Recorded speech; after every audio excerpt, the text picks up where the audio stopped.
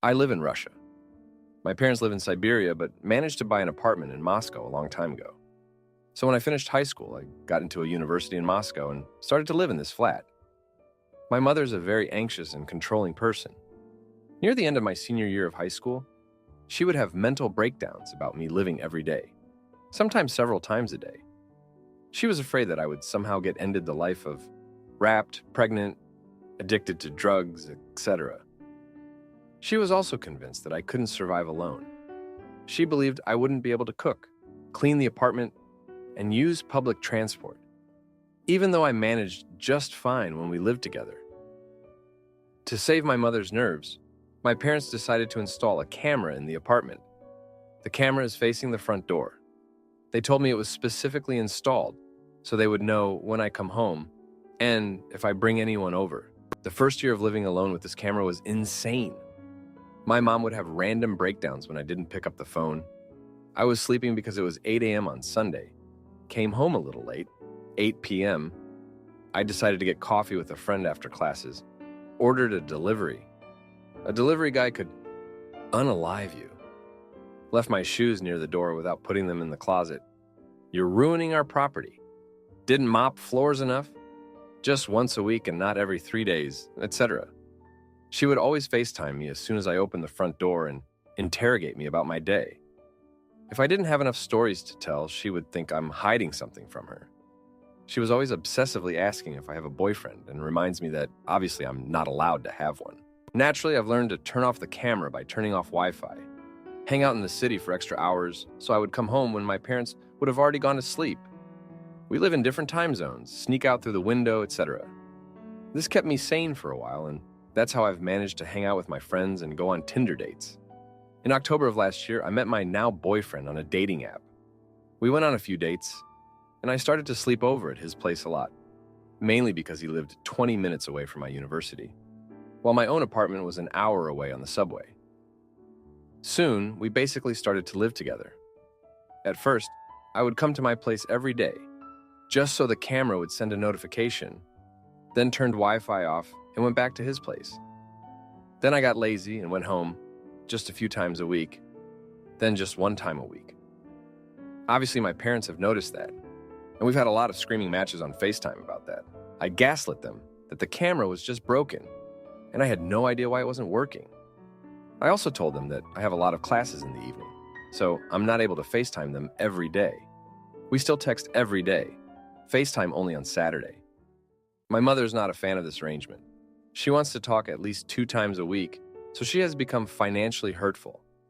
Basically, if I won't talk to her more, she won't send me money. If it wasn't for my boyfriend, I would honestly starve. I always find an excuse why I can't talk on Sunday because I honestly can't bear it. Every time I talk to her, I feel awful, so it's been half a year of this. I'm living with my boyfriend, gaslighting my parents, and living through periods of no money when my mother decides she's missing me and needs my attention. The lying is exhausting. So in August, they'll come to visit and they'll stay at their apartment. Obviously, as soon as they come home, they'll see that the camera works just fine. Basically, I have 2 ways of going about it. 1, play stupid, act all surprised, and try to pretend like I have no idea why it suddenly works again. They would obviously know I'm lying, and it will result in maybe another camera, more financial abuse, etc. 2, own up to it, tell them I actually did turn the camera off. And it will happen again as soon as they go home. It probably results in another camera, even more screaming, even more control, even more financial abuse, and is, in fact, really scary. 3, I can tell them I do, in fact, live with my boyfriend. They would blow up because my mother believes that as soon as I get a boyfriend, I'll get pregnant and ruin my life. Also, she's vocally against living together before marriage and premarital intimacy. This one is complicated because there's a chance they'll like him. He's a little older, 25, earns more than my father does, which is a very decent income. My parents are middle class, his parents are very Christian. My mother believes in God and some religious teachings, but goes to church like once a year, while his mother goes weekly and put all of her kids in Christian schools, which is very rare in Russia. Has a flat in the center of the city, has a master's degree, which is very important to my mother for some reason. He's an overall social guy who looks fairly traditionally masculine. Unlike all of my guy friends from high school, My mother hated them.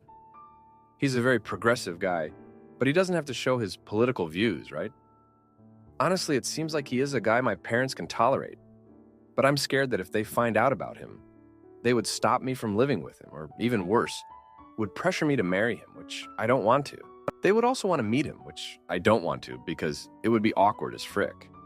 If they would be against me having a boyfriend at all, they can cut me off financially and stop paying for my education, or at least threaten to. Also, if I break up with him, it would be a tragedy for my mother because I'm impure now. I know I have to become financially independent, so they can't hold it over my head anymore. But I can't get a job before the end of the semester. Any advice would be appreciated. Now for a few comments before the update. Comment 1.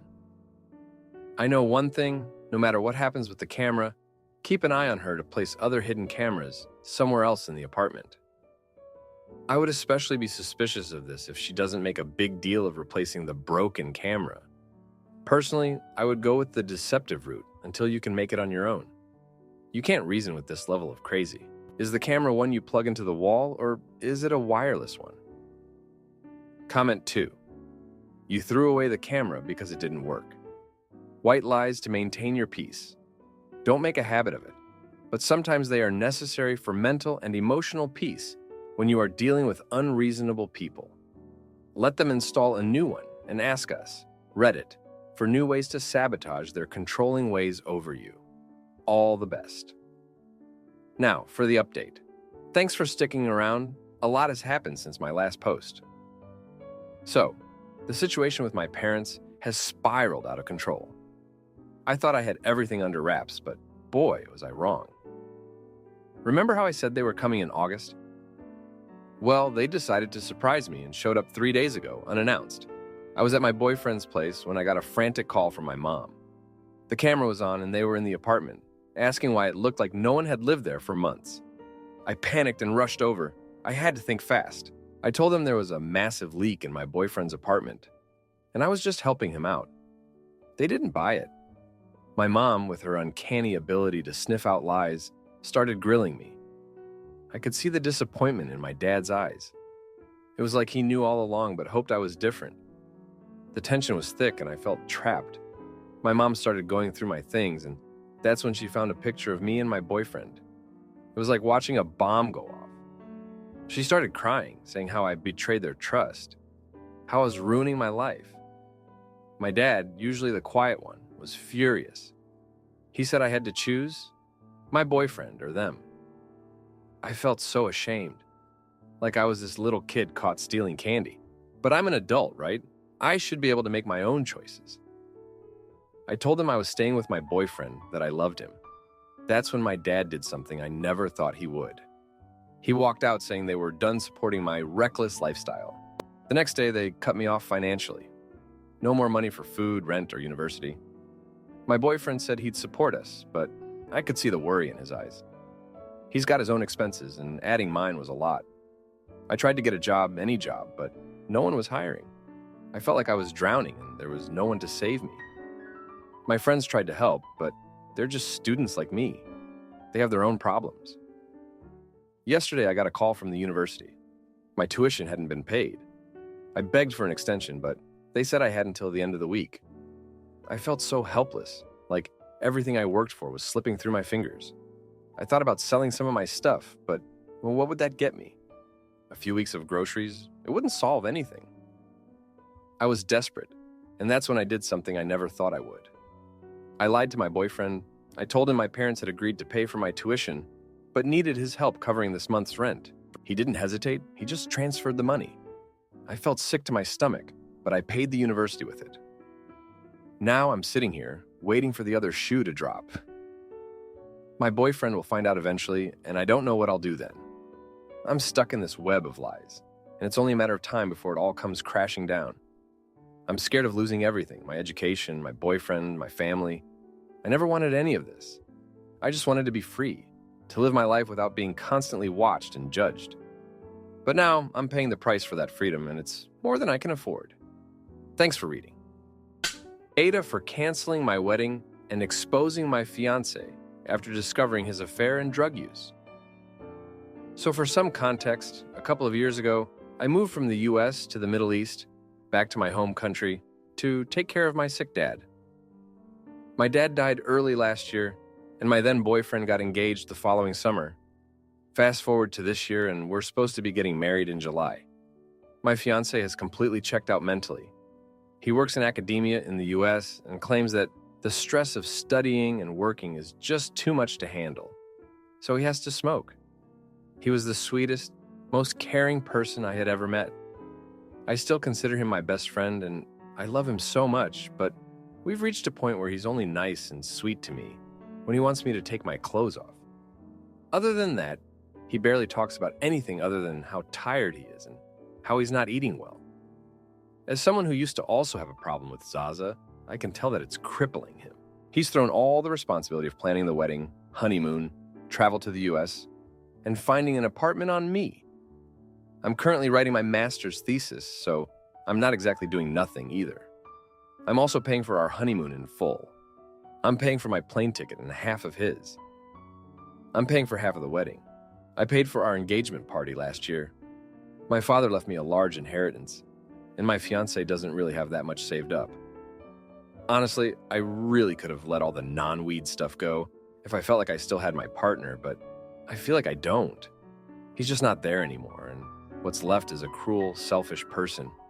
Should I postpone the wedding, knowing he might not be able to come back to the Middle East for the next 3 years due to conscription laws? Nothing feels right anymore. Update. We had a conversation right after I made this post where I told him that I don't think he's ready, and I would like to postpone the wedding. He told me that me approaching the situation like this is violent and made him lose trust in me. He told me that couples have problems like this, and I can't just threaten to leave him every time he gets depressed. I clarified that I didn't say anything about leaving him and that my problem was the substance abuse, not the depression. We've been having conversations about this almost weekly for 2 months now, but he says that this came completely out of nowhere, that I should have tried to give him constructive criticism instead of attacking him all the time. I told him it's not fair to me that he's harassing substances when I've been on my sobriety journey for a couple of years now. He again asked me, outraged, if I'm asking whether I think it's fair to me that my partner is depressed. He told me that us living together and being together is what's going to make him better. He said that if we postpone the wedding, we can try to work it out, but he's not sure about the negative effect it'll have on his mental health.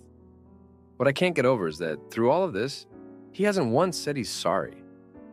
I really feel like he has an obsession with making me out to be the bad guy, especially because he's in active addiction and I'm trying to take Zaza away from him.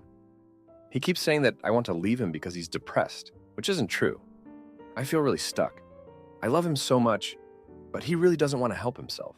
I haven't brought up anything about his finances because I know it's a touchy subject, and I don't want this to be about that. I haven't brought up the intimacy issues because I genuinely believe that he isn't aware of what he's doing. Plus, it wouldn't be the first time I brought it up. I really don't know what to do anymore. Should I give this a chance, and hopefully he gets better? Now, for a few comments before the update. Comment 1. Yeah, you don't have a partner. You have an acquaintance who doesn't like you all that much, but tolerates you as long as you provide intimacy for him, clean after him, and pay for him. You are pretty much dragging this deeply uninterested man into a more serious commitment by the hair. I don't know why anyone would want that for themselves. I would not postpone the wedding, but cancel it. People make the oddest choices, seriously. This dude openly doesn't care. He's not going to start caring because you marry him. He will be just a husband who super doesn't care. Comment 2. A wedding isn't going to suddenly change his behavior. This will only get worse. Postpone the wedding until things improve, when his Zaza addiction is addressed, and when you are both somewhat financially secure. If your relationship can't handle a wedding postponement, then it sure as hell can't handle the more difficult hurdles to come. You've described the person you want to marry as a cruel, selfish man who uses you financially and doesn't care about you unless he can have intimacy.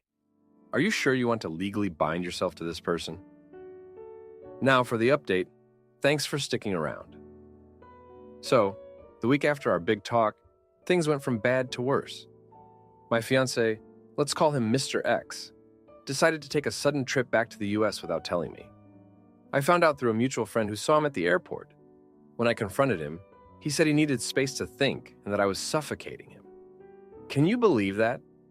While he was gone, I discovered he'd been messaging his ex. Not just any ex, the one he always claimed was crazy. They were planning to meet up. I was furious. I felt like a fool, especially after everything I'd done for him. I decided right then I wasn't going to be played anymore.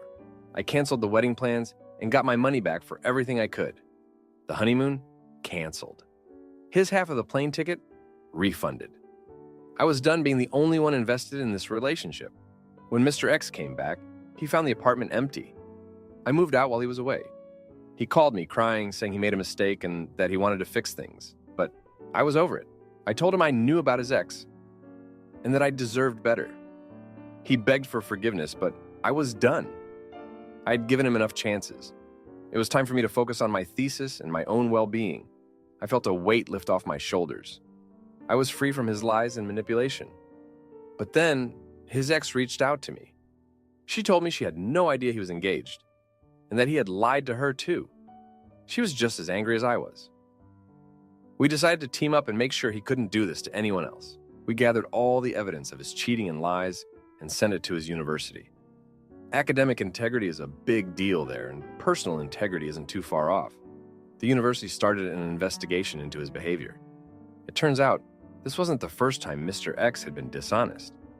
There were rumors of him plagiarizing work as well. With the pressure mounting, he confessed to everything. The university suspended him and he lost his job. I felt a sense of relief knowing that he was finally facing the consequences of his actions. It wasn't about revenge. It was about not letting him hurt anyone else the way he hurt me. Now I'm focusing on my future, my career, and surrounding myself with people who truly care about me. I'm not sure what Mr. X is going to do, but that's no longer my problem. I've closed that chapter of my life. Thanks for reading. Aita for letting my cheating wife move back in. After she crashed our car and got dumped, my wife and I had been together for 5 years and married 3 of those years while we were engaged. I found out that she'd been cheating on me virtually, but I still wanted to try and make it work. I did everything I could to try and keep her happy. And then we got married, and it was one of the best and worst days of our life, as we had continued on a relationship which, in my mind, was going great. A couple years later, I found out that she had cheated again. This time, it was physical. I still tried to forgive her and see if we could move past it, but apparently I was taking too long, because about a year or 2 down the road, she told me that she wanted to get a divorce because I cannot move past it, and that there were still signs that I was on it. Before she brought up the divorce thing, she had made another new guy friend that she used to be friends with a long time ago. She would spend hours on the phone with him, and it made me very uncomfortable because she would ignore me and FaceTime with him. I expressed to her how uncomfortable this made me, and she said that I needed to move on from the past and not worry about it because nothing was going to happen and that she loved me. After a couple of weeks of me trying to be fine with her talking to this new guy, I got a text from her saying that we needed to talk about our relationship. That was when she sprung the, "You obviously still aren't past everything in the past, so I want to get a divorce." And she kept saying that it was my fault that we were getting a divorce because I cannot get over the fact that she had cheated on me years ago. I was worried that she was doing it again, so to come to terms with the fact that we were getting a divorce, we decided to start separating our lives. We own a car together and we rent a house, so I went through and split up the bills in half and told her that she needed to pay me half of the bills because she had been bringing the guy that she had been talking to over to the house while I was not there to hang out. I told her that I was not paying his bills as well because he was using my food and using my equipment and making messes. She said that she was unable to pay her half of the bills because she does not have a great job that pays well. And I told her that I would give her the car and I would take over the bills for the house, including rent, water, electric, etc. She said that I was a jerk because I was kicking her out, and she had nowhere to go. So she decided to move in with her parents, which was the original plan. I found out that she ended up moving in with the guy that she told me not to worry about. Am I in the wrong? Should I have let her stay, or did I make the right decision? Update. Sorry for all of the grammar mistakes. This is my first time posting. I was using talk to text because I'm at work. Thank you for the feedback. We were way too young to get married, especially knowing that I shouldn't have. I am a huge people pleaser, and all I ever want to do with anybody is to make them happy. She had convinced me that it was my fault and I was the reason why she cheated, because she was not happy enough, and that I needed to do better. That was the woman that I loved, but also realized that when you are young, we still have no idea who we are. I'm trying to figure out who I am and how to avoid toxic relationships and move on. Update #2. As far as the house goes, we do not have a lease on the house that we rent. We have just basically a verbal agreement with our landlord. He does not care, just as long as he gets his money. For the vehicle, I gave her the car because she would be moving 30 minutes away from her job, and I have my own work vehicle that I get to take home. I still do care for her, but I just do not want to be with her. So I gave her the car so that way she can still get to and from work and be able to make a living. Now, for a few comments before the update. Comment 1. You should have sent her packing to hell the moment she cheated on you. You should have divorced and left her on the street the second time she cheated on you. Better late than never, I suppose. She deserves nothing from you. Absolutely. Lawyer up and take everything. Comment 2. You should be so glad you don't have children. Please get tested. You didn't make her homeless. She moved in with the latest guy she was cheating on you with. Let her be his problem.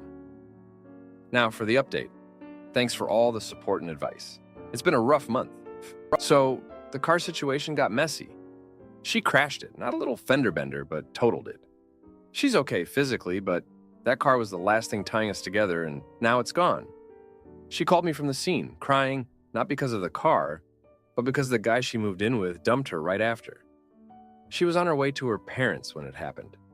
I felt a mix of anger and pity, but I didn't go to her. I couldn't. I've been sorting through our stuff, deciding what to keep. It's weird how objects can hold memories. I found an old photo album from before everything went south. It was full of pictures from trips we took, family gatherings, and just random good times. It stung, looking at those photos, knowing how it all turned out. I tossed it in the trash. It felt like letting go of a piece of myself, but I had to do it. Work's been my escape. My boss noticed I've been putting in extra hours and offered me a promotion. It's a good opportunity, more money, more responsibility. But it also means I'd have to move to a different city. I've been mulling it over. It's a chance to start fresh. But it's also daunting to leave everything behind. Then, out of the blue, she showed up at my door. She was a mess, said she had nowhere else to go. Her parents wouldn't take her in after the crash, and she was broke. I let her in against my better judgment. We talked for hours. She apologized for everything, said she realized how much she'd messed up. She asked if there was any chance we could start over. I didn't know what to say. I thought about it for days. Part of me still cared for her, but I couldn't forget the past. I told her I needed time to think. She stayed on the couch for a few nights. It was awkward, like living with a ghost of our old life. Then came the twist. I got a call from the hospital. Her mom was sick, really sick. She needed to be there, but she was too ashamed to face her family alone. I drove her to the hospital. It was the least I could do. We walked in together, and her family was there, worried sick about her mom and surprised to see me. It was tense, but her mom's health was more important than our drama. Her mom got better, thankfully, but that visit changed things. Her family thanked me for bringing her, and she thanked me for being there. It was a moment of closure, I guess. We talked again, and I told her I was taking the job and moving away. She understood. She said she'd get her life together, find a job, and pay me back for the car eventually. I'm moving next week. It's bittersweet. I'm leaving behind a lot of pain, but also the good memories. She's trying to rebuild her relationship with her family. I hope she finds her way. I'm ready to start a new chapter, one where I'm not just trying to please others, but looking out for myself too. Thanks for sticking with me through this. It's been a hectic ride, but I'm hopeful for the future. If you like this video, you'll probably like these too. Also, while you're here, please consider subscribing. It's your support that keeps this channel alive and allows me to make better and longer videos. Have a great day.